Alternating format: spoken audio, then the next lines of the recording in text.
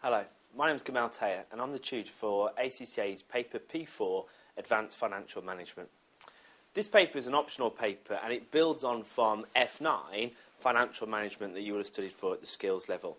And as such, it builds upon all the kind of skills and knowledge that you've accumulated on that paper and tries to take it a step further to look at how we're going to use financial management to make strategic decisions to improve our business and move forward in the direction that we want to go. The examiner for this paper is Bob Ryan, who has been the examiner since the change of syllabus. So he's done all of the exams so far for this paper. And the exams so far have been demanding, and yet they've been doable on all the topics that he's set so far. There's always going to be difficult parts of the questions due to the nature of this syllabus, but he does tend to set fair papers that are quite prescriptive in what they want you to do, and therefore the well-prepared candidate should have no problem scoring the required 50%. To help your development on your skills for this paper, there have been several articles written for this paper, and these are all available at the ACCA website, which you can find at www.acccaglobal.com.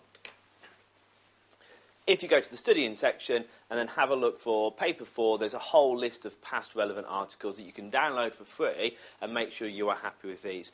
Some of these have been specifically written by your examiner and are therefore well worth knowing inside out, and therefore you can take this knowledge and use it in any questions that he sets in the exam.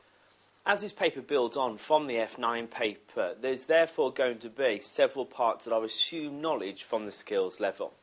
Although during these modules we will have a chance to recap some of these areas, we will not be able to go into the areas in anywhere near as much depth as what happened on the skills paper. Therefore, if you think you need to have some background reading on some of these areas, you should go back and review what you studied before for paper F9. Specifically, it's well worth looking at these following areas: sources of finance, weighted average cost of capital, basic net present value calculations, and basic working capital calculations and ratios. We'll take some of these topics a little bit further, but any of the assumed knowledge that you've done from F9 could still be examinable on this paper. However, the emphasis and the weighting of the marks will be on the advanced stuff that we're going to introduce as we go through these further modules. The examination of this paper is split into two sections.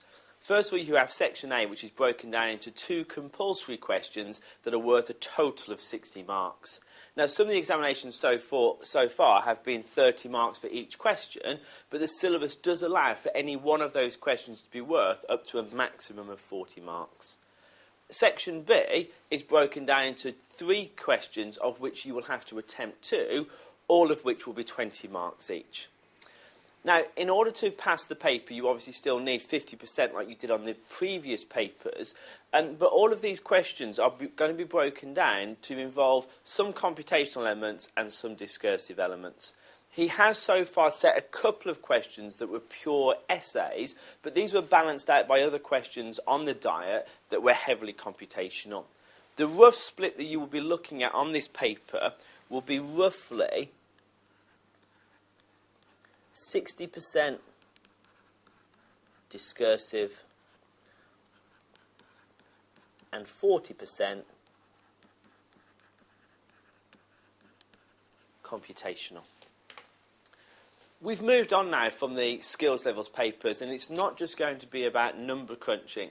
This is going to be about doing some calculations and considering the impact this is going to have on our business and making decisions as to what is going to be the best thing to do. Therefore, depending on which optional questions that you choose, the majority of your marks are going to come from the interpretation and the advice that you're actually going to give.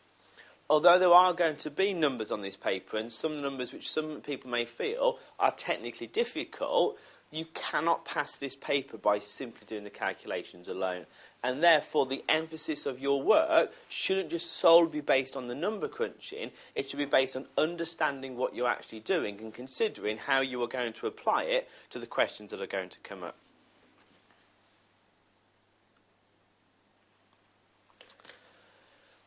The syllabus for this paper is broken down into 7 main areas.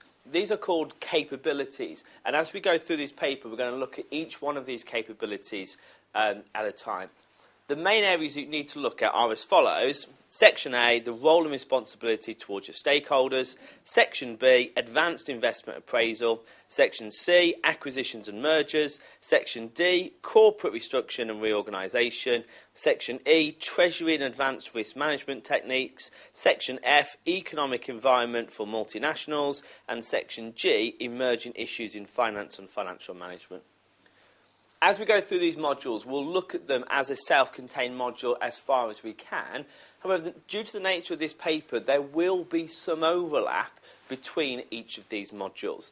Therefore, to have a full understanding of any one of these main capabilities, you will probably need to work through all of them and then try to reassess how all of these will fit back in together.